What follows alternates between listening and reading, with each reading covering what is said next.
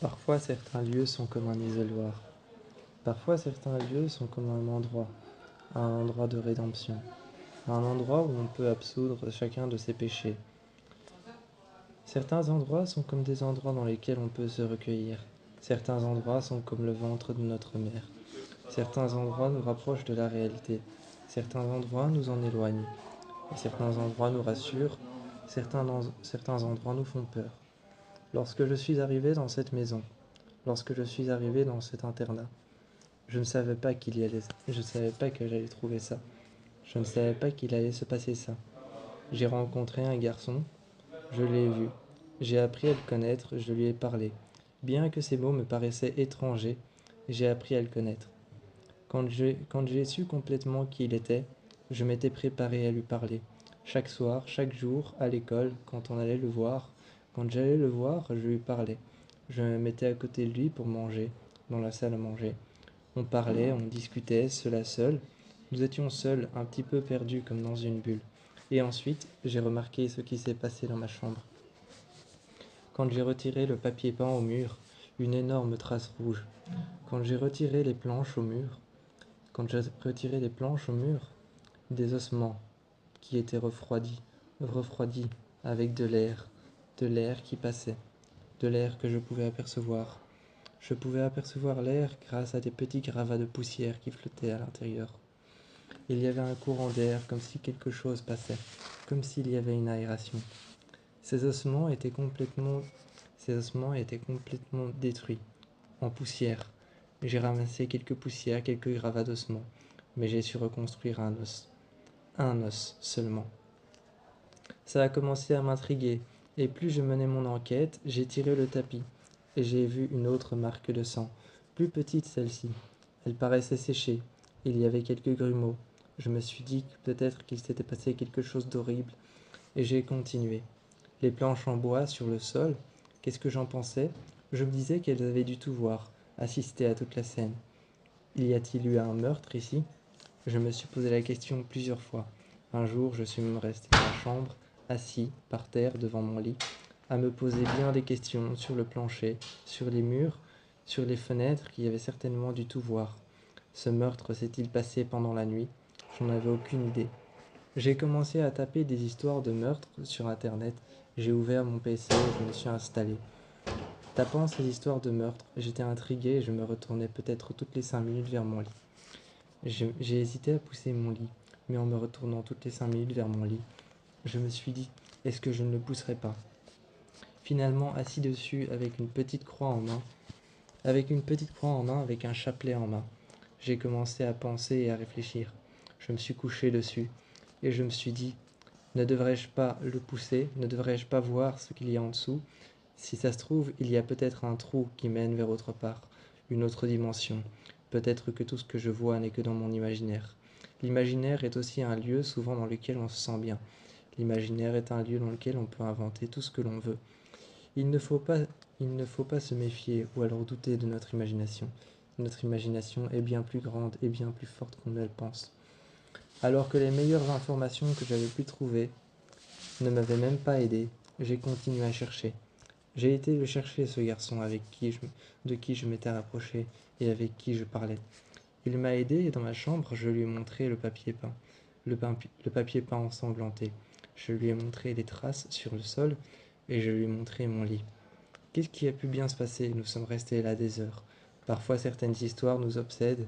Parfois certaines histoires nous obsèdent simplement parce que nous n'en connaissons pas la fin. Alors on veut absolument en connaître la fin. Ou alors la fin est floue. Ou alors la fin est ouverte. Lorsque la fin est ouverte, lorsque la fin d'une histoire est ouverte, on a tout de suite envie de connaître la suite. On a envie de se fabriquer une suite qui pour nous serait cohérente. Alors notre cerveau rassemble plein de petites informations et essaye de créer une fin cohérente, une fin qui nous plairait, une fin qui nous suffirait. Et toutes ces petites informations que je rassemblais, qu'on rassemblait ensemble, en, en cherchant des histoires de meurtres sur notre PC, sur notre GSM, dans ma chambre, en cherchant des histoires de meurtres, des meurtres connus par des meurtriers connus, en cherchant toutes ces histoires, on essayait de raccommoder comme un puzzle auquel on avait perdu beaucoup de pièces. On essayait de construire un puzzle auquel chaque fois une pièce disparaissait, ou alors de refaire un puzzle auquel les pièces avaient disparu depuis longtemps. C'était presque impossible à faire, c'était comme construire un mur sans les fondations. C'était comme si on essayait de construire un mur sans les fondations, ou alors essayer d'avancer sur un tapis roulant. Essayer d'avancer sur un tapis roulant, construire un mur sans les fondations. Essayer de construire un puzzle alors que chaque fois qu'on en prend une pièce disparaît. J'avais l'impression de faire du surplace et pourtant cette histoire m'obsédait. Elle a fini par m'obséder à tel point que j'en faisais des cauchemars.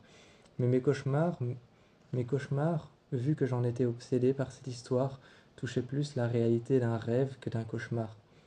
Je me sentais bien dans ces cauchemars, je me sentais bien dans un monde horrible, dans un monde de froideur, dans un monde d'ennui, car je n'arrivais pas à retrouver la fin de l'histoire. Je me sentais bien et je me disais que peut-être un jour, j'allais trouver la fin de l'histoire. Un jour, j'allais ouvrir une fenêtre, fermer une porte, ouvrir un placard, qui sait, trouver un dossier, un vieux livre, aller à la bibliothèque ou parler à la bonne personne qui m'offrira les bonnes informations pour savoir ce qui s'est passé. Et parfois des histoires nous obsèdent. Parfois des histoires nous obsèdent. Ou parfois c'est même les histoires qui nous obsèdent, elles. Ce n'est pas nous qui sommes obsédés par les histoires, c'est les histoires qui nous obsèdent. Parfois nous sommes simplement obsédés par elles, ou alors c'est elles qui nous obsèdent, comme si elles revenaient à la charge vers nous, comme une mauvaise herbe, ou alors comme un virus.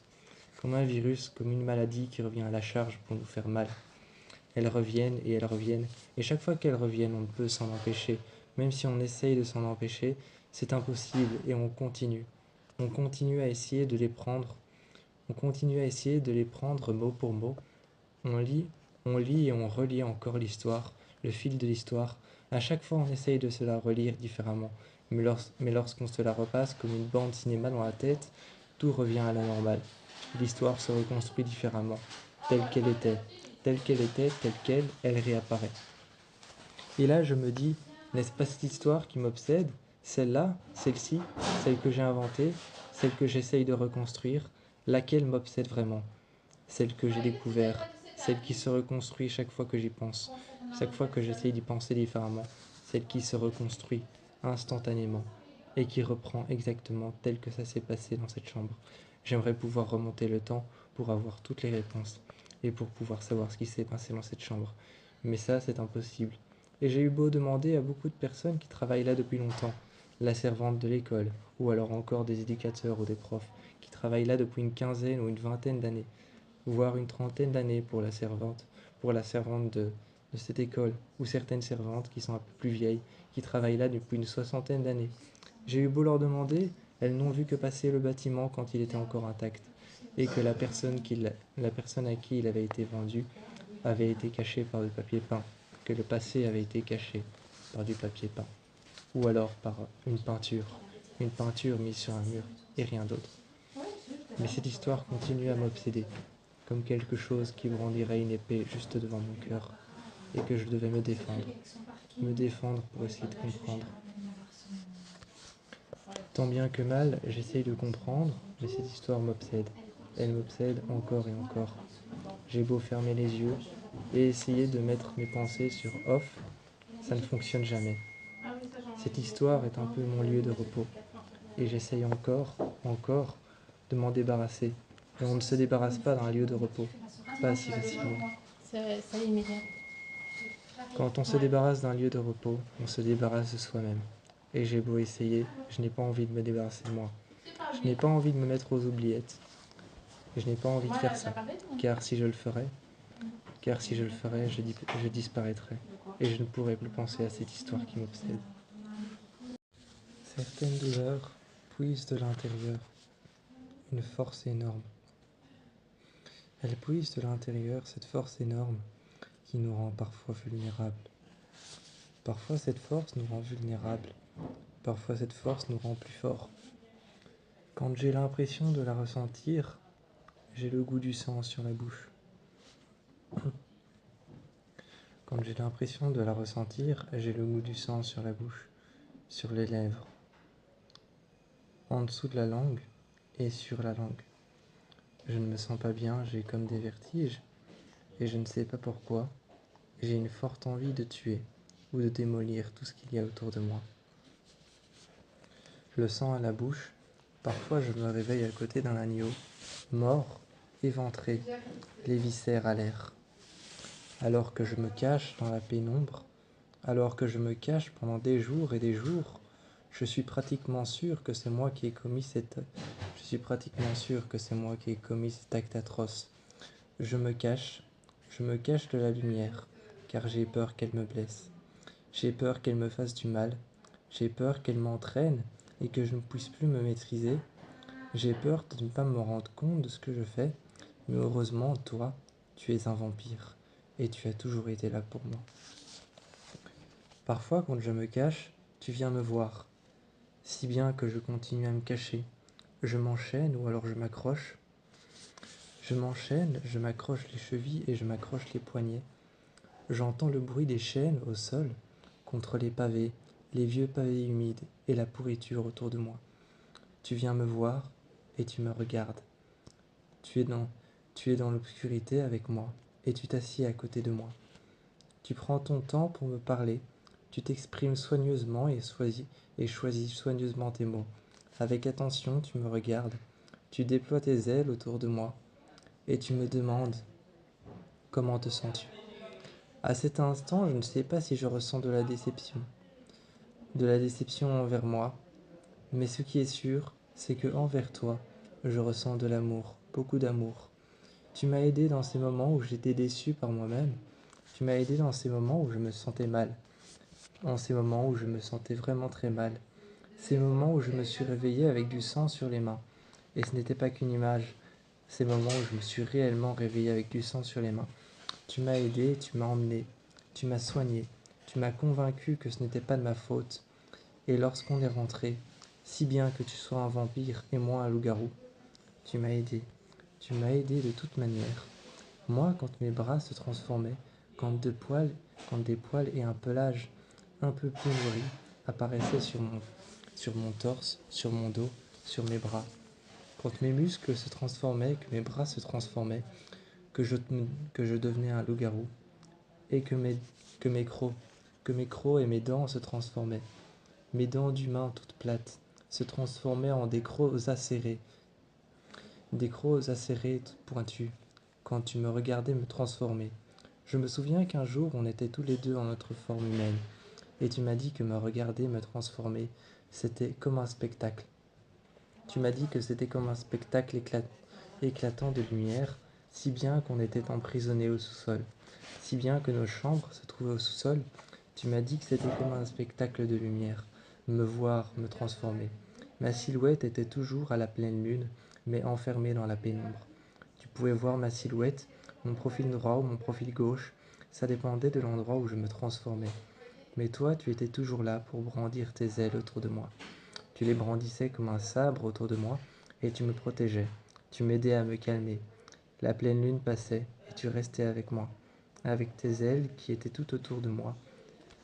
Tes ailes qui étaient tout autour de moi, tel un voile. Je m'en suis finalement passé de cette colère. Cette colère, je m'en suis finalement passé. Cette couleur noire qui était en train d'entourer mon cœur d'une ombre impie, je m'en suis finalement passé de cette colère. Elle a disparu. Elle a disparu et au fil des jours, lorsque je me transformais, c'est devenu quelque chose de totalement monotone. Quelque chose qui pourrait m'arriver tous les jours. Quelque chose qui m'arrivera tous les jours. Quelque chose qui de toute façon devait m'arriver. Alors je m'en suis finalement passé. Je m'en suis finalement lassé. Et c'est arrivé. C'est arrivé, je me suis transformé. J'ai vu mes crocs, j'ai vu mes yeux qui ressemblaient à ceux d'un chat, ou alors plutôt à ceux d'un loup. Quand je me suis regardé, je n'avais pas peur, je n'étais pas angoissé, je n'étais pas terrifié, mais j'ai vu l'obscurité derrière moi, qui me hantait comme un fantôme, qui me prenait dans ses bras et m'attirait vers le néant.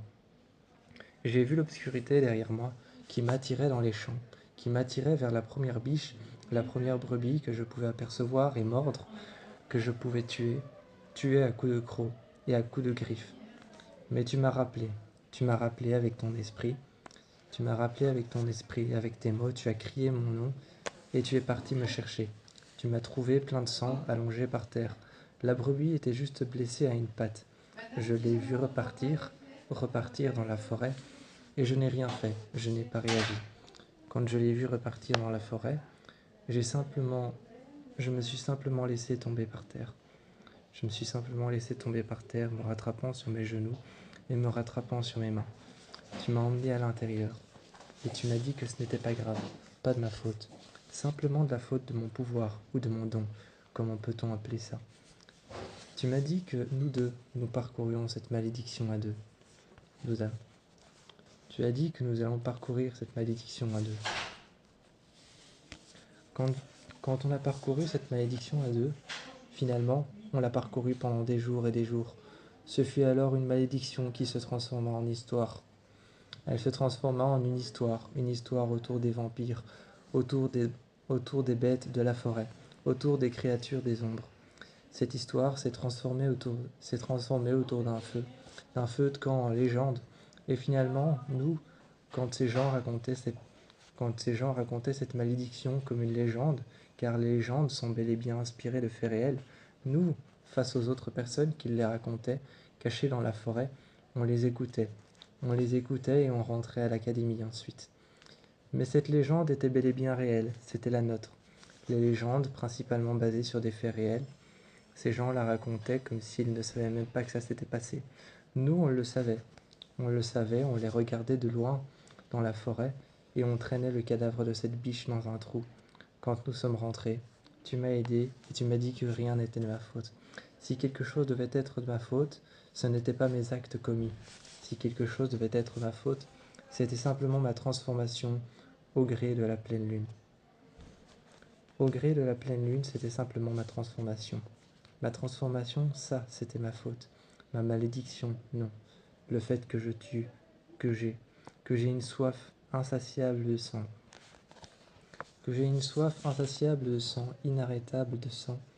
Ça, ce n'était pas ma faute, c'était ma malédiction. Comme la tienne de ne pas supporter la lumière. Comme la tienne de devoir rester tout le temps dans l'obscurité. L'endroit où je te rejoignais de temps en temps, tu étais dans l'obscurité. Je voyais tes yeux briller, mais pas ton corps. Ton corps était noir. Ton corps était noir, tu te recouvrais de poussière, de moisissure et de boue, et je venais me mettre à côté de toi. Malgré que nous sommes des monstres de 16 ans, des enfants de 16 ans, mais aussi des monstres, aucun de nous n'a la faculté de se montrer à la lumière, d'être réellement qui il veut. Mais on a la faculté de devenir autre chose, d'assumer d'être cette autre chose, et de pouvoir enfin essayer de l'être, de trouver un moyen de vivre avec. Et ce moyen, nous allons le trouver à deux. On parcourait la forêt, on vivait dans ce sous-sol. Et ce moyen de vivre avec cette malédiction, avec ce quotidien qui est peu, avec ce quotidien qui est, qui est peu facilement reconnaissable de celui des autres, nous allions vivre avec, faire en sorte que tout ça devienne monotone comme avant, et que ce quotidien ne devienne plus qu'un quotidien ordinaire comme celui des autres. Alors qu'il ne l'était pas du tout. Il y avait certaines contraintes et certaines choses qui nous empêchaient de faire d'autres choses. Mais cela n'allait pas nous embêter.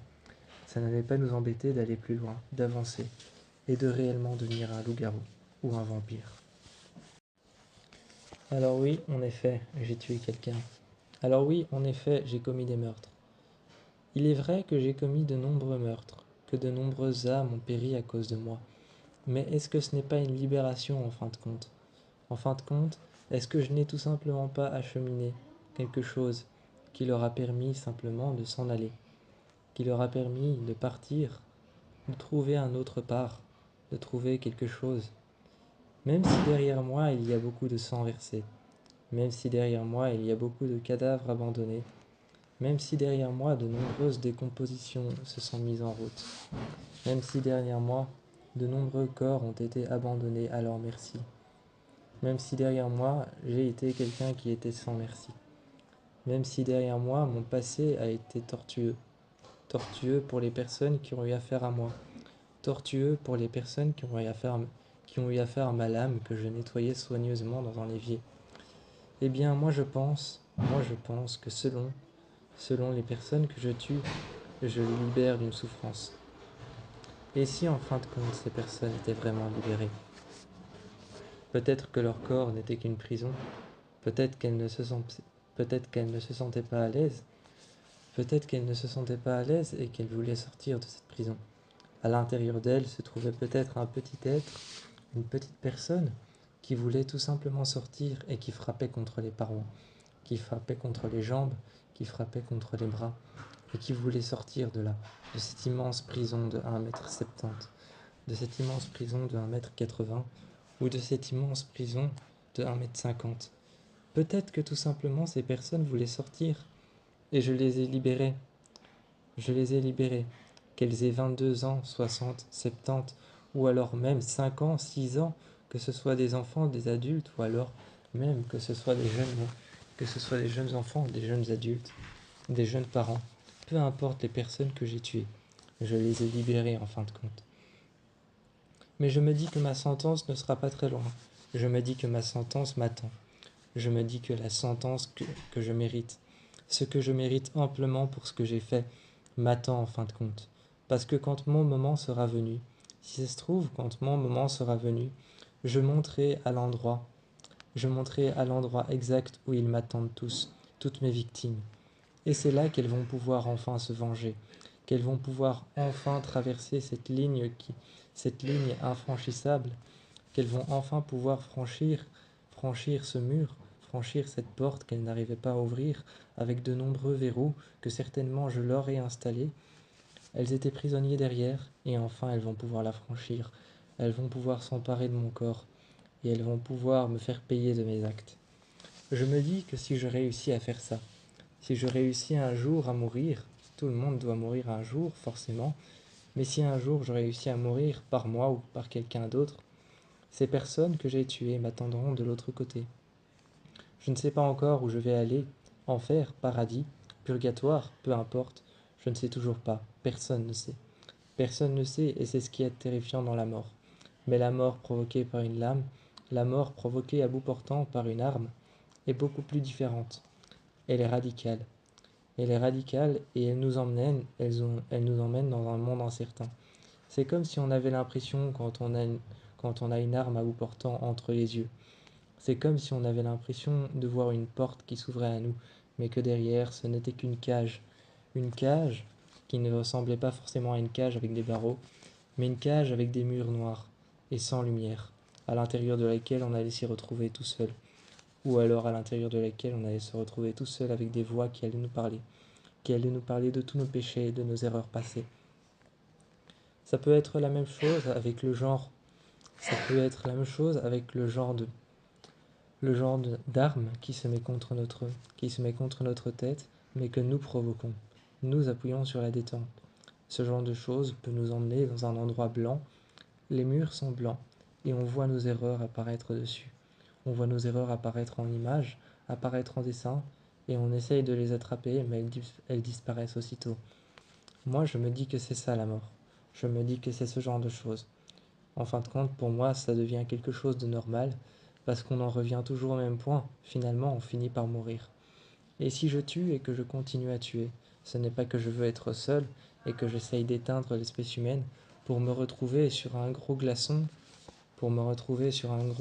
froid, humide, ou alors pour me retrouver sur une parcelle de terre en forme de cercle, à tourner au milieu de nulle part dans l'espace, que je veux me retrouver seul sur Terre. Non, c'est pas ça. Si je tue, c'est simplement parce que j'en ressens le besoin. J'ai une pulsion à l'intérieur de moi. Elle est tumultueuse, elle est insatiable, à l'intérieur de moi. J'ai beau essayer de l'enfoncer, j'ai beau essayer de l'enterrer. J'ai l'impression que je suis la personne qui porte la pelle, et elle qu'elle est dans le cercueil. J'ai beau essayer de fermer le cercueil, de me mettre dessus, de l'empêcher de sortir, elle ressort toujours.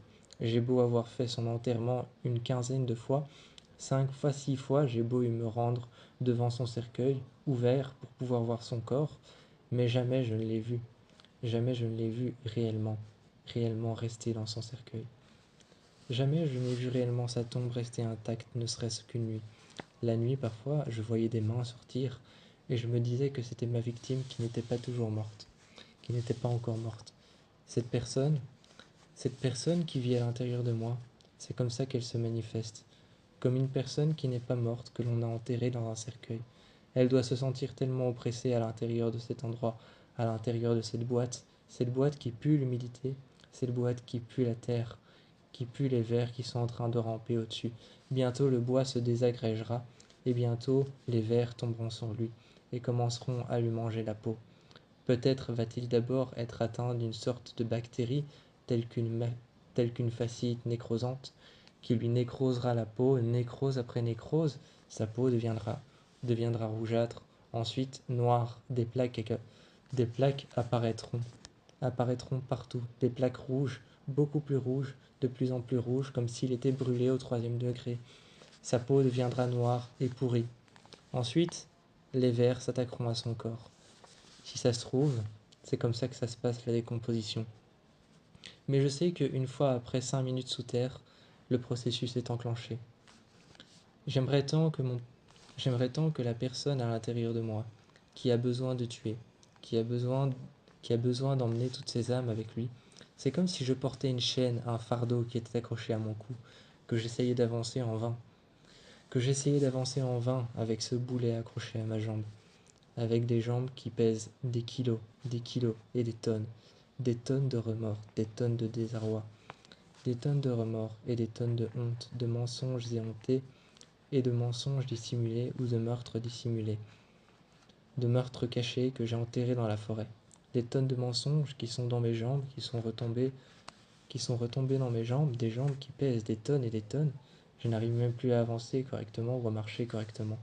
C'est tellement lourd et je ressens toutes ces chaînes accrochées à mon cou et j'essaye d'avancer encore avec ces chaînes accrochées à mon cou, mais elles m'empêchent d'avancer correctement. Je dois tirer et je sens que ça appuie sur ma gorge. Je sens que ça appuie sur ma gorge et j'essaye de m'agripper moi-même à mes propres côtes pour avancer, comme si je m'agrippais à un mur. Comme si je m'agrippais à un mur ou à quelque chose, je m'agrippe à moi-même et j'essaye d'avancer, en avançant la tête vers l'avant.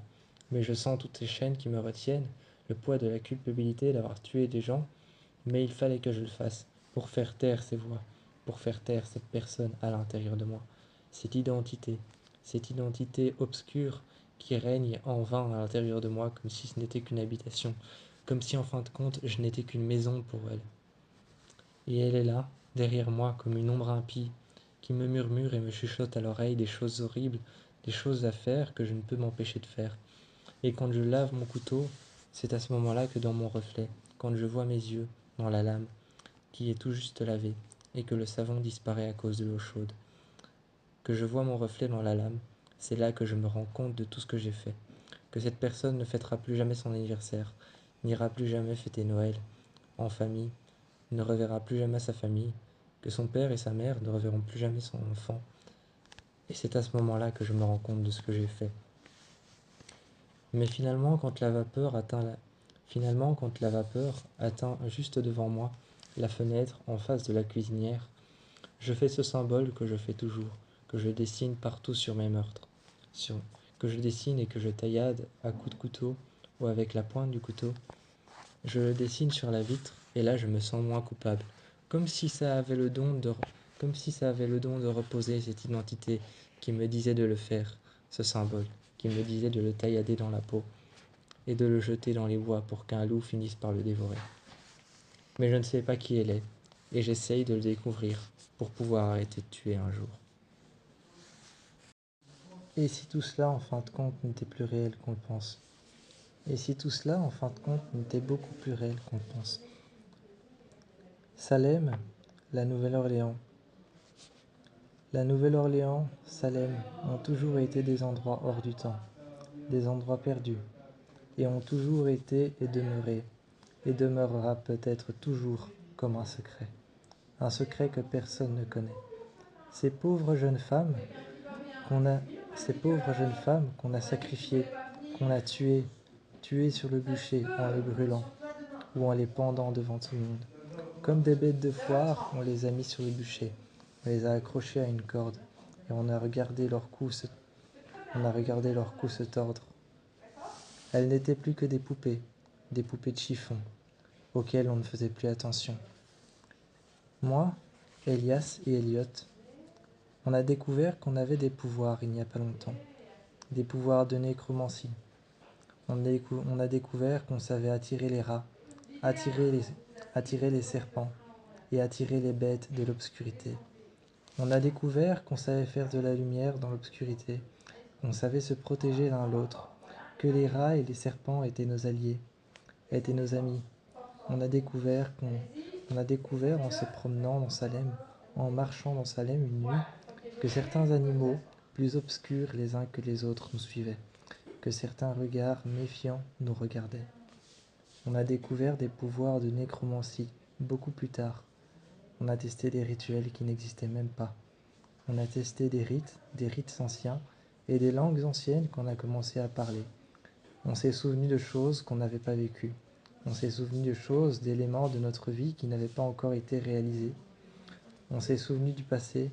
En regardant des personnes dans les yeux, on a pu lire leur passé ou lire des choses, des blessures gravées tout au fond d'eux, gravées de manière indélébile.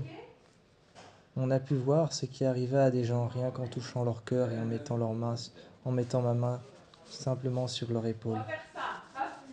Alors que je me demandais, avec Elliot, si c'était réel ou non, on a finalement entré dans une grande école.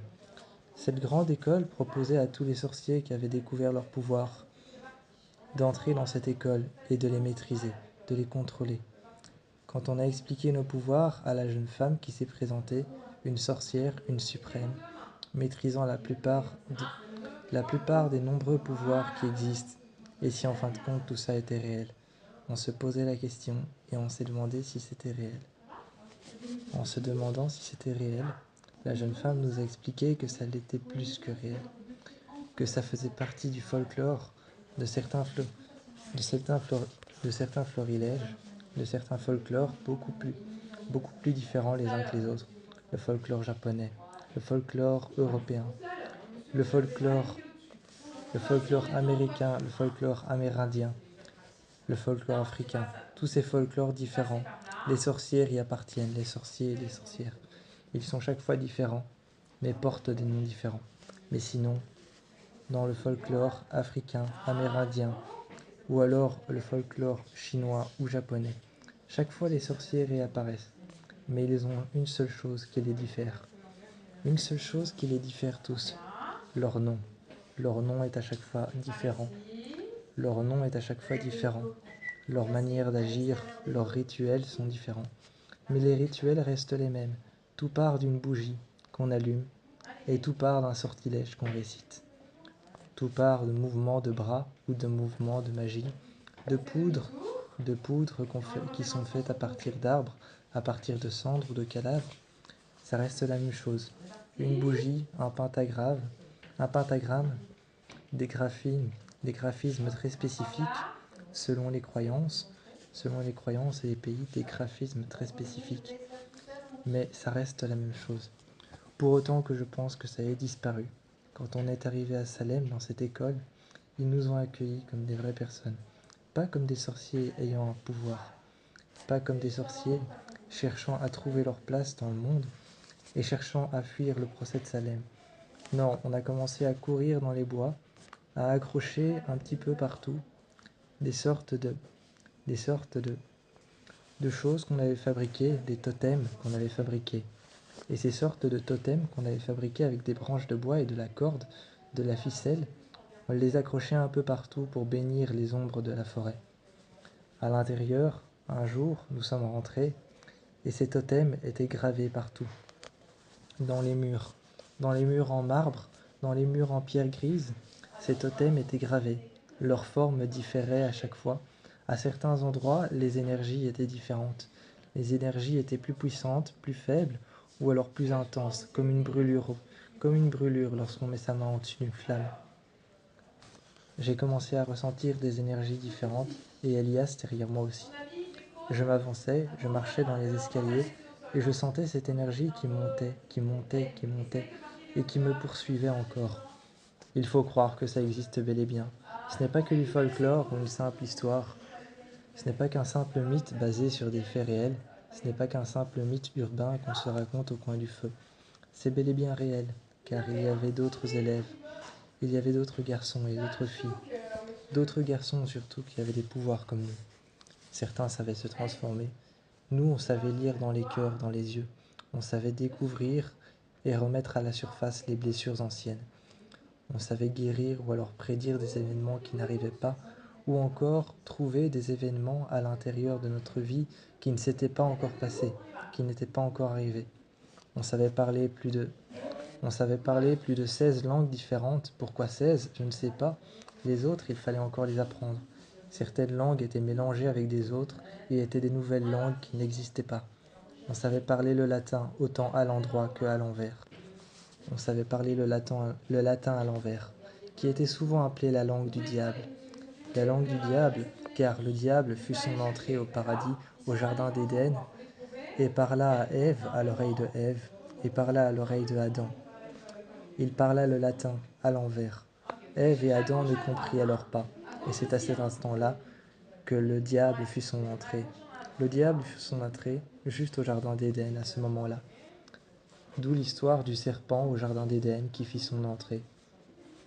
Adam et Ève ne comprenaient plus Dieu, ne comprenaient plus sa manière de parler. Il parlait latin, mais le diable parlait à travers sa bouche. Il parlait à l'envers et avait inversé la langue. Tel que je le pensais, toutes ces explications qui nous étaient données sur les sorcières de Salem, qui avaient été accusées à tort pour avoir simplement emporté des enfants avec eux, joué avec eux, et peu de temps plus tard, pas à cause d'elles, les enfants avaient disparu. On les a alors damnés, bannis, et on les a tués sur la grande place. Ces histoires existaient bel et bien. Ça avait souvent un lien avec des enfants ou avec du sang qu'elles avaient bu. Mais à la base, ce n'était que du vin très rouge, avec une couleur intense, rouge et puissante. Les gens pensaient que c'était du sang. Les gens en ont déduit que c'était du sang. Et comme la justice, ce n'était pas trop ça. Certaines sont réapparues dans la forêt. Dans les ombres, on les appelait les ombres désormais. Certaines, on pouvait les voir la nuit, elles réapparaissaient sous une forme difforme, car on les avait accrochées aux arbres avec des poids aux chevilles et aux poignets.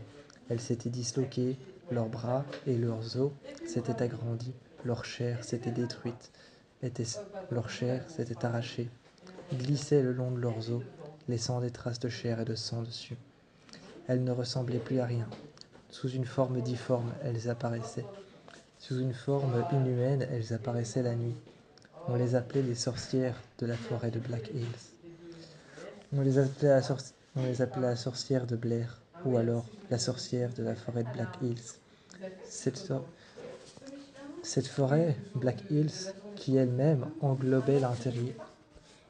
Cette forêt Black Hills qui de temps en temps rentrait à l'intérieur à cause de sortilèges ou à cause de totems accrochés à l'intérieur, juste devant les escaliers, entourait et englobait l'entièreté de l'université, de l'académie de jeunes sorciers dans laquelle on était.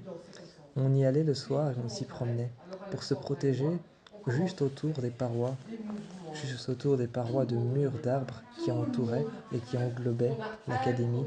On y accrochait nos totems qu'on avait fabriqués. Des totems qui inversaient les sorts et qui gardaient les ombres à l'intérieur de la forêt. Les sorcières de Blair étaient gardées à l'intérieur. Les autres sorcières et la sorcière blanche, qui habitait plus loin de la forêt, venaient de temps en temps nous rendre visite. Elle s'appelait Misty.